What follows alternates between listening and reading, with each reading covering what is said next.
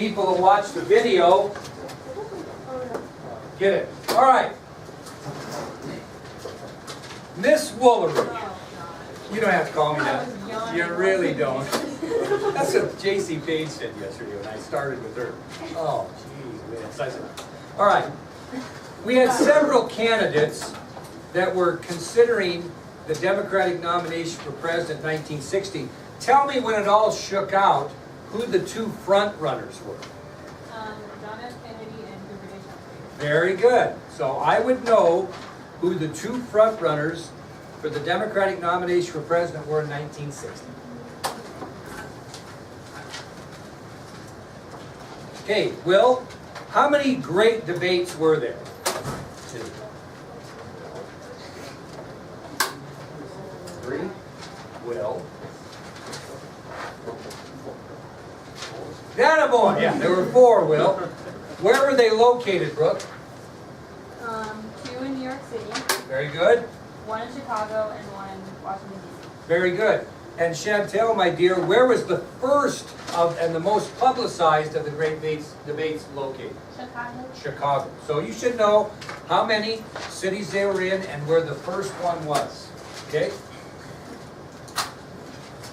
Ms. McGarvin, my dear?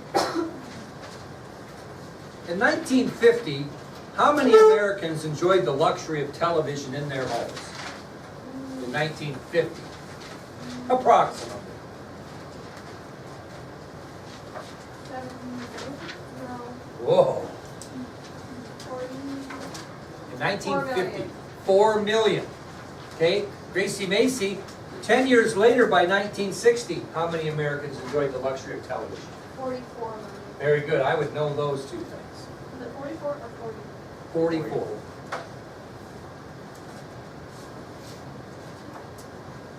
Talon, my man, during that first great debate in Chicago, I want you to give me a couple of things that Kennedy accused Nixon of giving lip service to.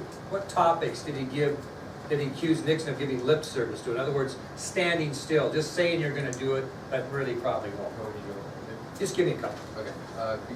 Increasing minimum wage, expanding school construction and education. Okay, anybody have any others to add? Bailey?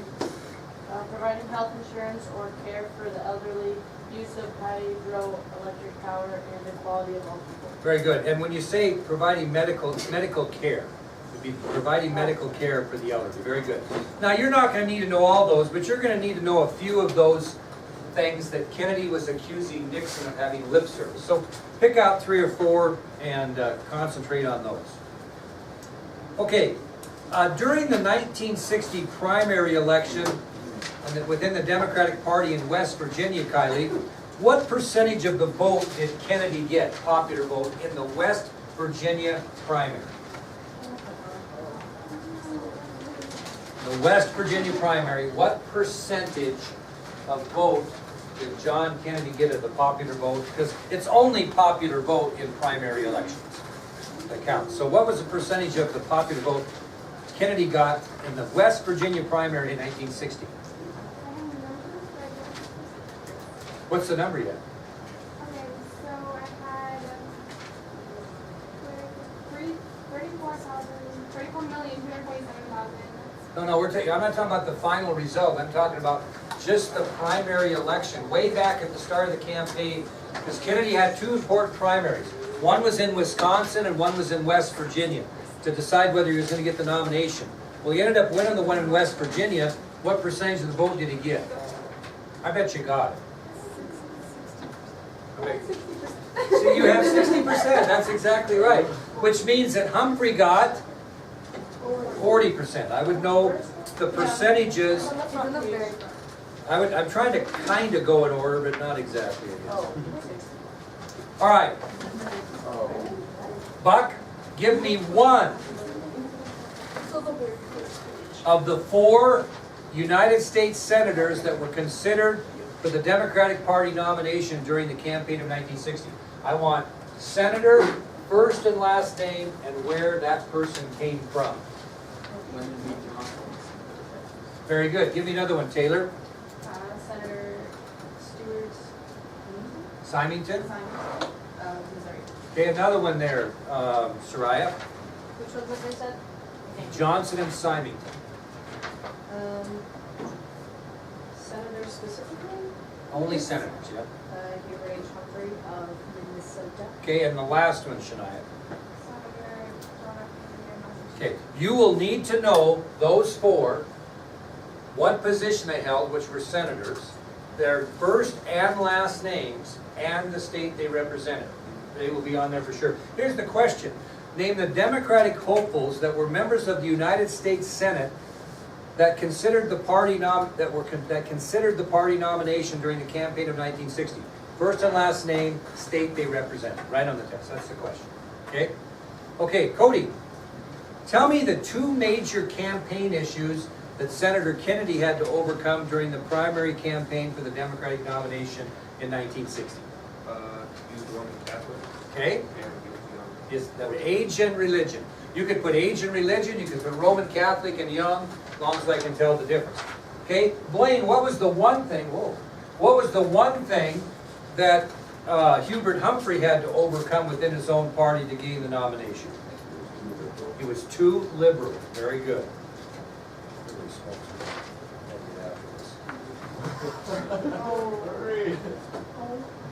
But melting down the side. Look, that's all right. Mackenzie, give me the two goals that Richard Nixon tried to accomplish when he met with Nelson Rockefeller during the Republican campaign for president in 1960. He wanted to compromise on the Republican platform Okay. and get him to be his running mate. Okay, very good. And Megan, which of those goals, if not both, did he accomplish, or maybe none? He only accomplished the compromise. Okay, very good. All right. Keller, give me one reason why historians think that John F. Kennedy gained more from the great debates than Richard Nixon. Just give me one reason why they think that Kennedy gained more from the debates than Nixon.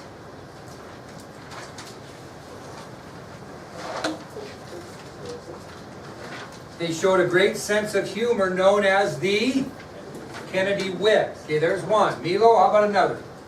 Your dress in a gray suit that blended into the background. Very good.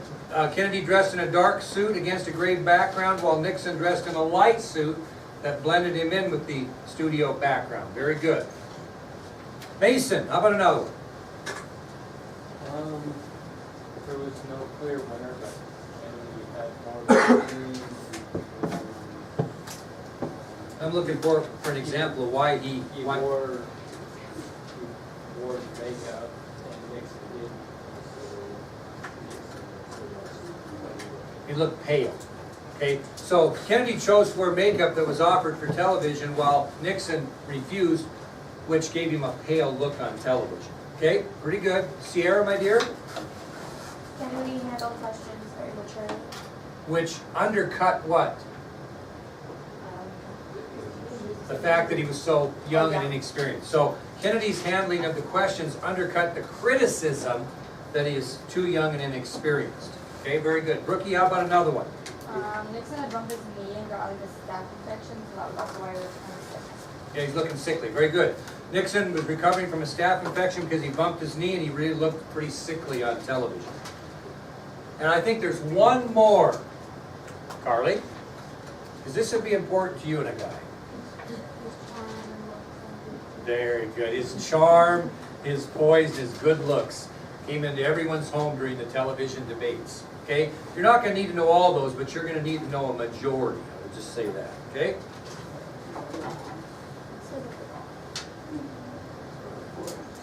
Okay, Talon, if you missed this, you're out of the class.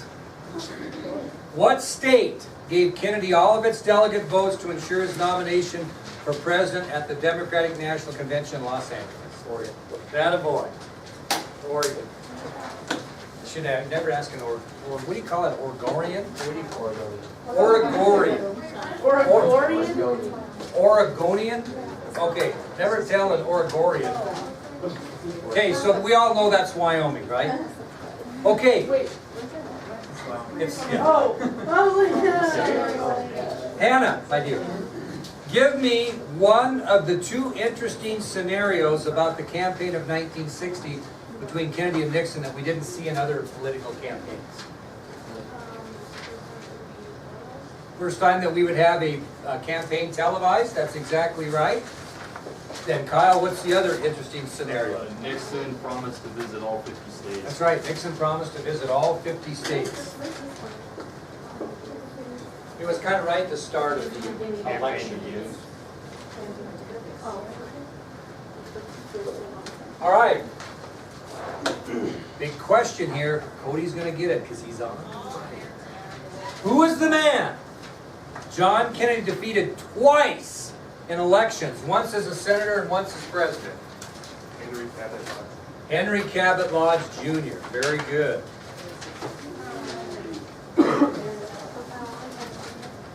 Okay, Shania, my dear, tell me what the goal was of John F. Kennedy in the Wisconsin primary election. What was Kennedy's goal in the Wisconsin primary election? I can't believe you guys just don't pop this out over your head. Just pop it out. If they wanted to crush Humphrey by a large margin, To do what? they're Well, how would he secure that win? Because it would do what to Humphrey? who's financial, So it would do what? Very good. So in the Wisconsin primary election, it was the goal of John F. Kennedy to defeat Hubert Humphrey by a large margin to completely knock him out of the race for the Democratic Party nominee. That was pretty good. Kylie, how many delegate votes would a candidate need in the 1960 Democratic National Convention to win the nomination for president? What was that magic number that Wyoming gave their 23 votes to secure? What did he need? How many? How many did he need? What? What do you have? Now you get back there where you belong. You're too far up in your notes there. the first page.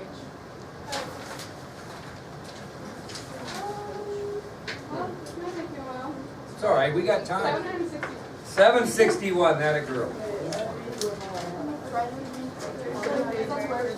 Mackenzie, tell me what historians said would have been the scenario if Adlai Stevenson would have agreed to run for the Democratic nomination for president in 60. He wouldn't have messed around and kept saying, oh, I'm not really a candidate. Oh, my people are going to nominate me. I wonder who my people are. He was very elusive, never did come out and say, I'm going to accept the nomination of God if received, or I'm going to be a candidate. So what would have happened if he would have just came right out off the bat and said, you know, I think I'll be a candidate?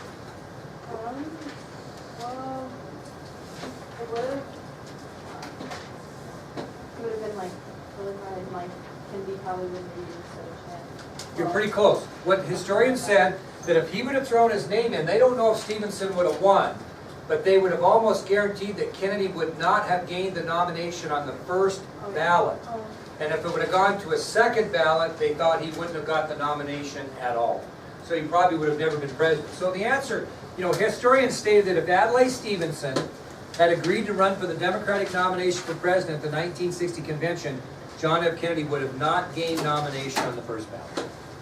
Okay? Bailey, my dear? Who was Senator Harry F. Byrd Jr.? And what did he have to do with the election of 1960? He was from Virginia. Yeah.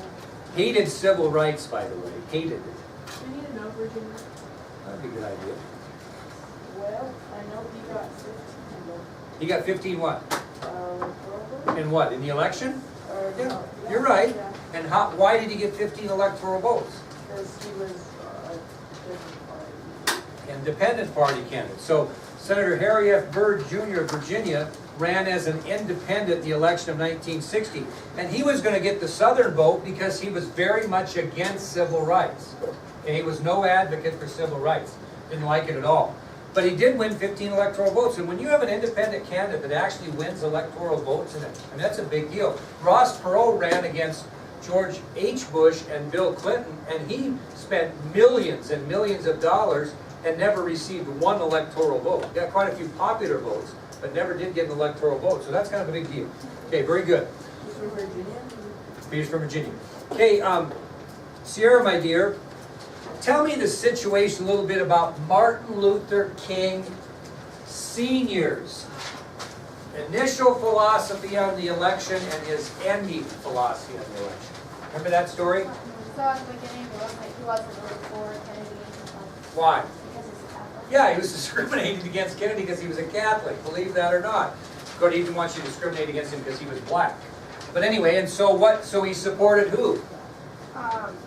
Right, and then what happened to change the old guy's mind? Kennedy ended up calling Martin Luther King his wife Why? because he got sent to jail. He got sent to jail and they were fearing for his life, right? And so when he called, and also Bobby Kennedy actually called who?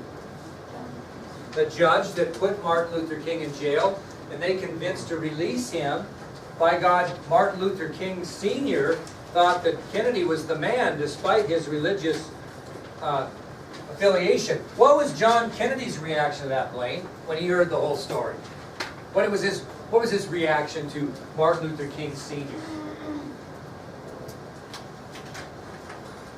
He said, imagine Martin Luther King Sr. a bigot. But what was his point after that in our reading? Remember? Anybody remember? Chantel? Go ahead. I want to hear from you because I think it's going to come out better. No, it's not. No confidence. Go ahead, let's hear it. He said, well, we all have problems, so. Yeah, and what he meant by that is don't hold against Martin Luther King Jr. what his father might say, because he didn't want to be things held against him what his father might say.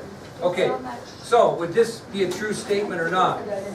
When hearing of Martin Luther King Sr.'s comments about having a Roman Catholic as president of the United States, did Kennedy believe the elder King's views should not necessarily reflect the views of his son, Martin Luther King Jr.? Would that be true? Yeah. Yeah, very good. Okay. Let's compare Richard Nixon's travels during the campaign to Kennedy's. True or false, just for our own sake, Kennedy went to all 50 states, Keller. Who did? Now, who traveled the most miles? Kennedy. So despite the fact that Richard Nixon visited all 50 states during this campaign, he actually traveled less miles than John Kennedy. You should probably know that. Megan, tell me how the election of 1960 compared to every other presidential election up to that point. How did the election of 1960 compare to every other presidential election up to that point? Since. Actually, it was the second closest since. Which election? It was the second closest election in American history since which year? 1880. Okay? So it was the second closest presidential election in American history, second only to the election of 1880. Will the Thrill, who was that 73-year-old retired postal worker stalker who was prepared to make an attempt on the life of President-elect Kennedy in December of 1960 in Florida? Who was that fellow? His name was Richard Pavlik. Richard Pavlik, very good. Isn't it? Okay, Buck, during President Kennedy's inaugural address, he talked about a lot of things, but he made a lot of statements talking about both communist and non-communist countries, right? But at the end, he said he wanted both countries to work together to defeat what? The common enemies of what? The common enemies of what? Of the world, which included tyranny, poverty, disease, and war itself. So you should know that he urged both communist and non-communist countries to come together to defeat the common enemies of the world, which were, according to him in his speech, tyranny, poverty, disease, and war itself. Okay, Talon, according to historians, who won the first debate? between Nixon and Kennedy. Okay, who won the second debate? Shania? Okay, who won the third debate? Soraya? Who won the third debate? Huh? Nobody. Nobody. Who won the fourth debate? Nobody. It's trying to say nobody won the debate, but Kennedy probably gained more for those reasons I gave you. Okay, would you like to hear what this is all about tomorrow? Nothing about PT. No. 5 multiple choice questions.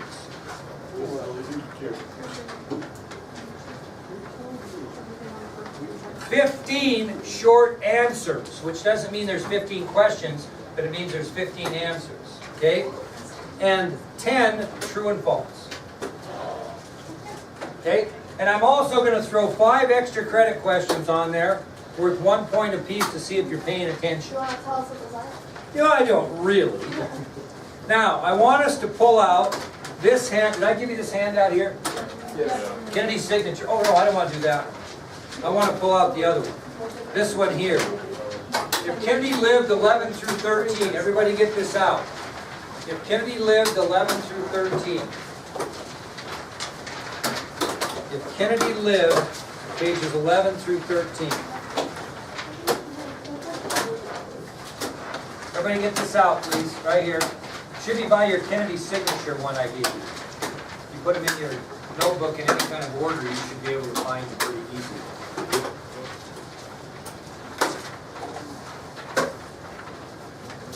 It starts out, if Kennedy lived, pages 11 through 13, that was the life-threatening story. Everybody got that baby out? Okay, here we go. That was the life-threatening story that was the key to his political rise.